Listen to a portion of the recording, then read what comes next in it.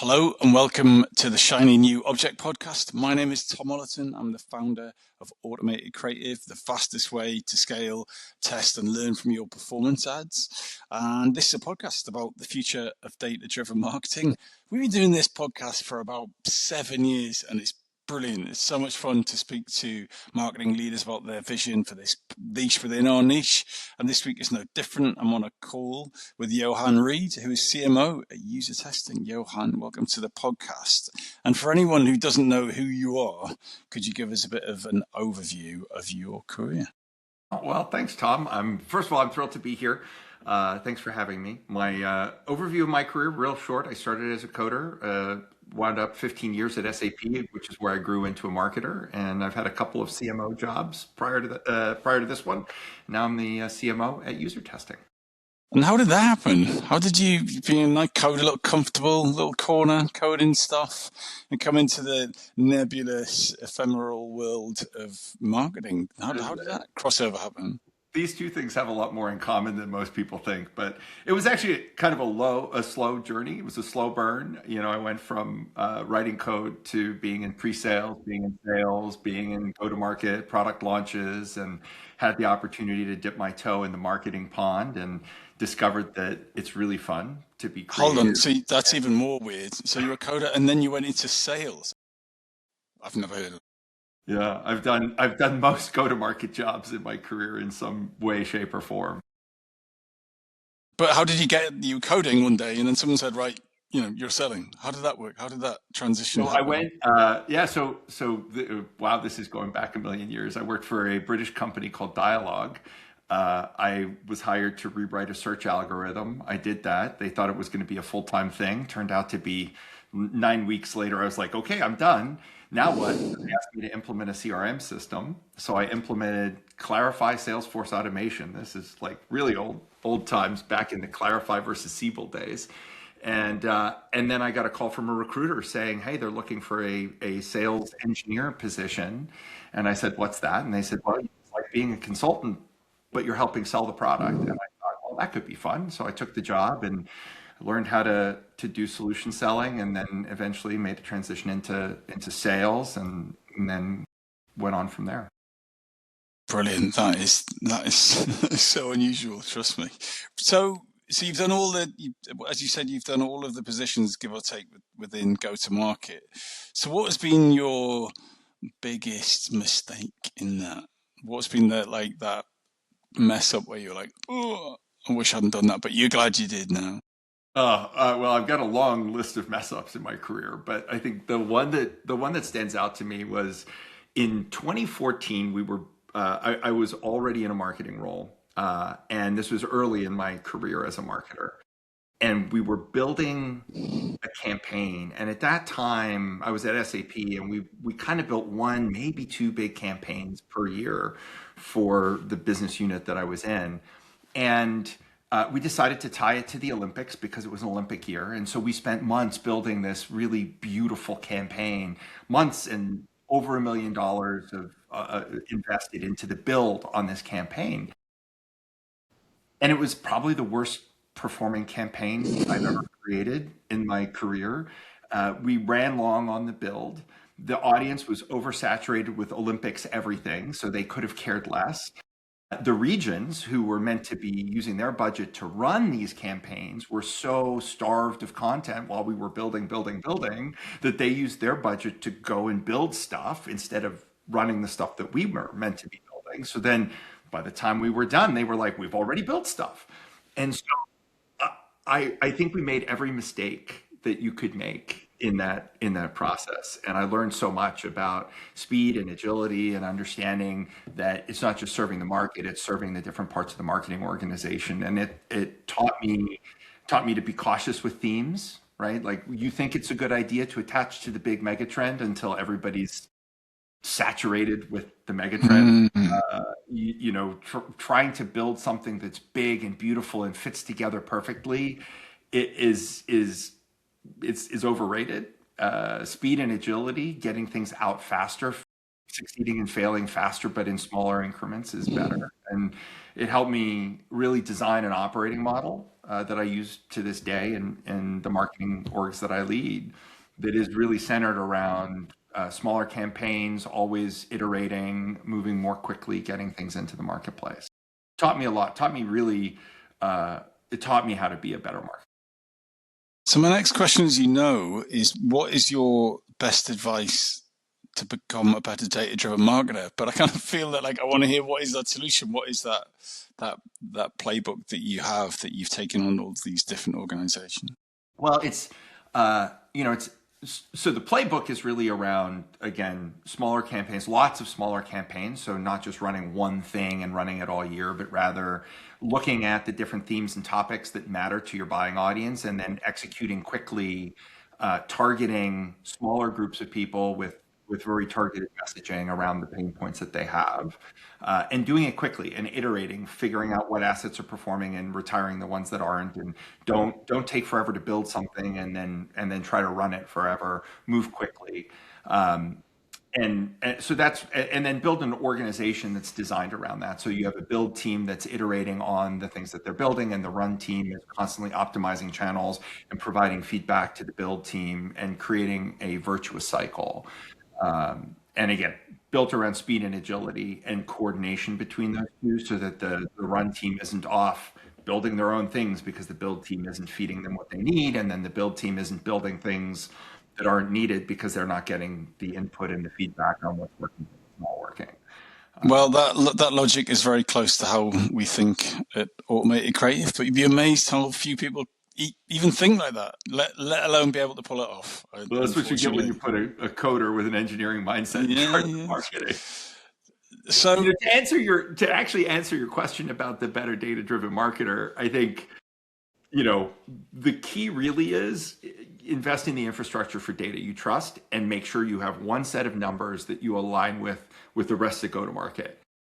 Sales, customer success, if you're looking at your customer base and churn numbers and renewal numbers and growth numbers and white space numbers and pipeline numbers, make sure they're all aligned with the rest of GTM. Because if you don't have that and you don't have that trust, you wind up with like, well, no, you didn't. Well, okay, what's our goal? Well, we have different numbers for the goal and we have different numbers for what you produced. And now you have confusion and chaos. And so it's really important, if you want to be data-driven, invest in the infrastructure to get the data and get it ratified and agreed to so everybody's working off the same sheet. So we're going to talk now about your shiny new object, which is one we've not had before, but one it couldn't be more shiny, can be more new, which is Claude Code and or Codex. Johann, there's going to be people who, like me, who are got their up to their elbows in this stuff, and there's some people going, "What's Claude?" So, can you help us explain what Claude Code and Codex are, and why you've chosen it as a shiny new object or objects? So Claude Code and Codex are basically agentic coding tools for engineers. It's the simplest explanation. Claude Code is from Anthropic. Codex is from OpenAI, paired with ChatGPT. So these are tools that developers typically use to write code to develop applications versus what most people might experience when they use Claude or ChatGPT, which is more of the chatbot interface, ask it a question, get an answer. And why have you chosen it as your shiny new object? Because the shiny object, the future of data-driven marketing for you is Claude Code and Codex. Why? Why have you chosen this? Maybe it's because of my engineering coding background, but I find that these tools, I find that there's a lot of overlap between marketing and engineering. Like I think marketing is effectively engineering with a different output. They both require skill, structured thinking. There's an art and a science to it. There's a tremendous amount of overlap between the disciplines. And so I really like the way that these tools allow us as marketers to approach solving marketing problems. And right now, everybody's rushing into agentic tools for marketing. And I think it's really critical to think about a structured approach and building a new architecture in the marketing tech stack. And so I'm using it. And then the reason I'm so obsessed with this as my shiny new object is that I'm obsessed with finding all of the small challenges that marketers are using spreadsheets or other manual processes for, and then solving some of the challenges in a way that doesn't just make everything, hey, use AI for it. So I'm building deterministic tools for repeatable processes, like UTM code generation, for example, highly deterministic. You don't need to have an LLM to do it. There's a formula. You just have to surface it to a marketer, ask them to fill in some fields, and then the UTM can be generated, and you want it generated the same way every time. And so building a UTM generator is incredibly easy to do it in an hour. And so then putting an MCP server on top of that so that an agent can call it to generate that UTM code.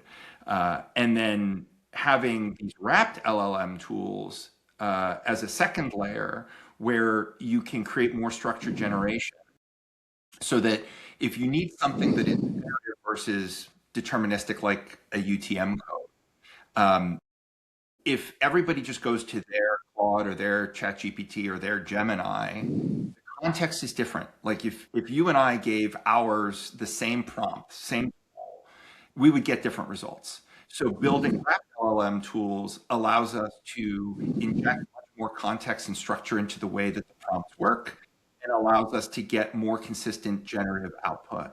And then on top of that, we apply agentic AI that can call these other tools. And now what we get to is a much more automated and repeatable workflow. And so using these tools to build deterministic and wrapped LLM tools, as well as creating agents to then call those things. That is why I'm so excited about these tools. So, Johan, I'm going to have to push you for a more plain English description of what you've just said. Right? I was there with you with most of it. I'll be honest, not completely. I'm old enough to, but someone's coming new to this, right? They don't know what a UTM is. They don't know what deterministic means, and they're going, "Look, I'm the marketing manager at this chewing gum company. I'm looking at some chewing gum, right?"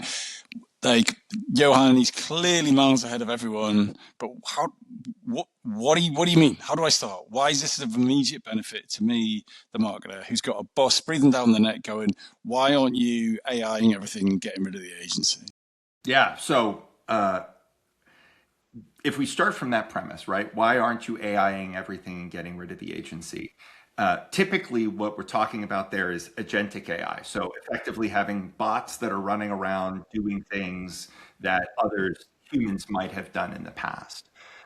Those bots are only as good as the tools that they have access to and the data that they have access to. And so things like a UTM code is used in digital advertising to track where a click came from, and it has a certain format that's structured always the same. But you know that when you talk to Claude or you talk to ChatGPT, you always get slightly different output. So there are systems that you need that are highly repeatable, right? So rather than doing that in a spreadsheet like most people do, if it's in a spreadsheet, it's hard for an agent, an automation to call that spreadsheet and say, I need one of these codes. So you have to write a little app that generates that for you. And then you can put an API, basically, it's called an MCP server, allows an agent to call that app as a tool and then go get that UTM code as part of a workflow process. Wrapped LLM tools that I was talking about are, and we see those, there are lots of SaaS products out there where it has AI in it. So that's a wrapped LLM where we take functionality and we put it on top of a tool like ChatGPT or Gemini or one of these LLM, large language model AI, generative AI tools. And what that allows us to do is it creates repeatability because the user, the marketer you'll write things differently than I'll write things differently. And even if we wrote the things the same way, copy and paste a prompt in, we'll get different outputs because when we are using our own tools like ChatGPT or Claude, it learns who we are and it has different ideas about what it should give us. And so being able to build these applications that create more context and consistency will allow for more consistent output, and again, allow an agent to call those tools to get a consistent response back. And you need those building blocks first. If you just go and slap an agent on top and say, hey, I want you to automate all these things, what's going to happen is you're going to have chaos. Everything's going to look different. You're never going to get the same results twice. If you have different people that are using these agents, they're going to get different results. And then you wind up with disagreement in your organization because people are like, well, I used the tool, the agent ran it, and it gave me this. And the other person's like, well, the agent gave me what's the right one? And so using these coding tools to do less just trusting AI and building these structured elements, these structured building blocks, and then letting that agentic AI call those structured building blocks gets you a much more consistent, repeatable result. Yeah, so That a better explanation? that was we've had the extreme user definition and the newbie definition. Beautiful, thank you. So so what so the issues that I'm having is repeatability, right? And when you have like a fixed data set, like this is our UTM structure, for example, and you have the agent governing it. It's a fixed thing. This is our UTM structure. Blah blah blah blah. Like I need to use input output, right? Whereas the issue I'm finding, and I spotted this when I'd been on Reddit. So I love all the AI Claude chats on Reddit. It's literally terrifying. Nothing will keep you awake at night longer than thinking about your career once you've read some of those posts. But it's great. What this person was talking about is how more work shy Claude has become, like how less willing it is to check its own homework. And so if you're like, even with a fixed data set, so like, I have a transcript of this call, and I was like, well, what were Johann's points? He said, oh yeah, he talked about LLMs or whatever. And then you go, yeah, but did he? And then Claude will go, actually, no, I didn't check. And you're like, mate, what am I paying you for? What am I paying you for? So how are you getting around that consistency? Because, Well, there's a couple. Sorry, go on. No, I think, for starters, it's a lot of it is prompting. So ask it to check its work, build loops in, Of course, use, but I think I've done that. You see, but use different tools. the So ask okay, Codex, like I will ask one AI to check another AI's work. Also, I mean, let's be honest. Right now, it's a little bit of the Wild West out there, and you mentioned Reddit. If you go out and you read about these tools, they are evolving, they are leapfrogging. It was all about ChatGPT, and then at the beginning of this year, Claude ate the universe, and now all of a sudden, Anthropic. There's some news about Anthropic is trying to manage their costs, so they're tinkering with the formula behind the scenes, right? And so the amount of thinking time, because if you remember that these companies are, they're businesses, and they have costs on the back end that they're trying to manage.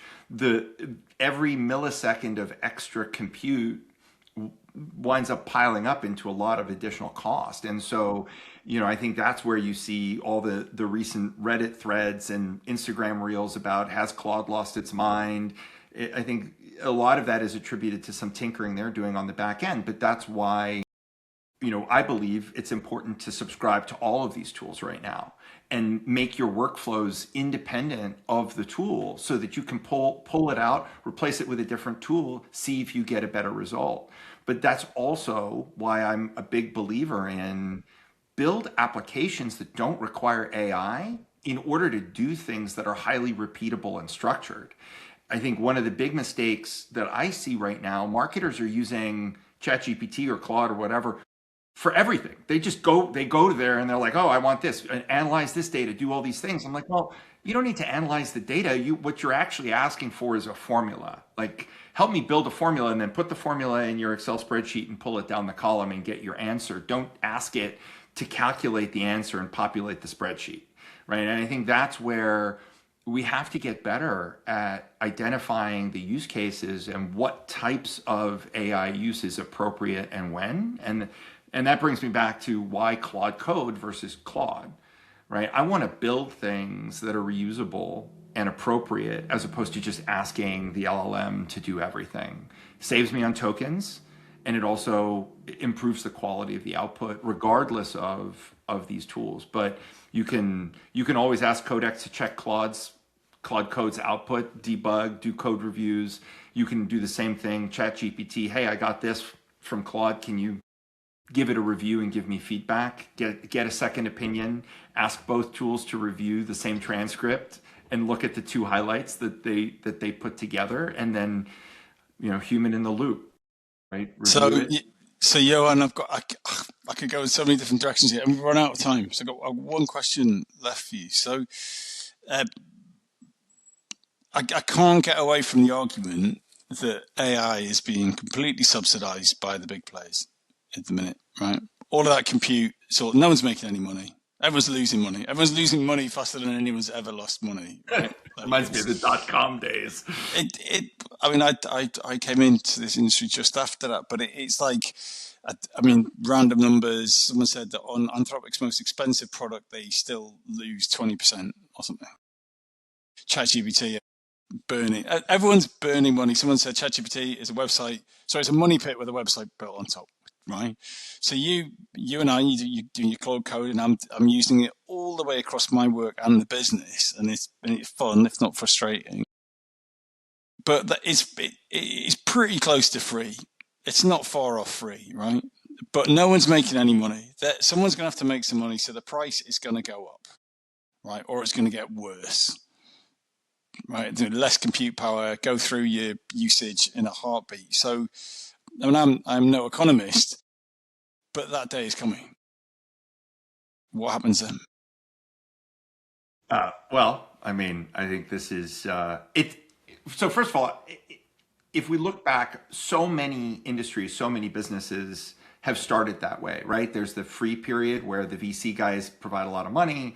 You have everything is free, and then over time we start to pay for services, and then we see, it's all about the land grab the market share. And then once you have the market share, you can raise your prices, you can take cost out, right? And we're starting to see that. We're starting to see the model providers making choices about what you can use, their LLMs with, and how you're going to pay for that. What do you pay API fees for? What's included in your subscription? They're going to work to make it profitable over time. Right now, they're in that land grab phase where they're investing to own market share. So I think we need to be prepared for the fact that right now people are trying to take cost out of their business by using AI. That cost is going to come back. I also think there is a future for especially larger enterprises hosting their own models and building those models up. So using base models like Gemma or Qwen or DeepSeek, taking those base models and hosting and managing their own infrastructure as part of that, so they can make those tuning decisions. I don't think that's going to be universal because it requires a lot of resources in a large IT organization. But I think businesses will figure out how to adapt to a changing cost structure around AI. But for right now, I think it's about us learning these tools, figuring out how to use them, and keeping an eye on the fact that there may be some cost takeout now as you automate things and think about reducing headcount, but those costs are going to come back as the profitability requirements change on the frontier model providers. You've argued that point far better than I have. And and in marketing, no one wants to listen. It is so fun to do the job now with these tools, right? You have an idea, you make the thing, right? It's like that's never existed in me 20 years in this industry. So to be able to go, I want a thing that does this thing. Oh, here's the thing. Amazing. Literally the big amazing. question is, should you build it though? Like that's the question you're trying to help people answer. Now my brain is just, what I could do is I could build an app to do it, and what if I did this thing for my daughter, or but really it's like, no, do I actually need any of these things?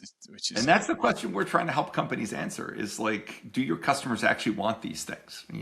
That's the big question on everybody's mind right now, because with AI you can build anything. So the question is, what should you build? What is valuable to your customer? Right, we need to do another 7 of these podcasts. Yeah. Thank you so much. If someone wants to get in touch with you, what's the best way to do that? And what makes a message that you'll respond to? find me on LinkedIn and message me with anything but a sales pitch. Anything but a sales pitch, please. I get so many of those. Yes, indeed. Yeah, because someone's built a bot to automate the production. Yeah, exactly. There's the reality. Johann, thanks so much for your time. Tom, this was brilliant. Thanks for having me.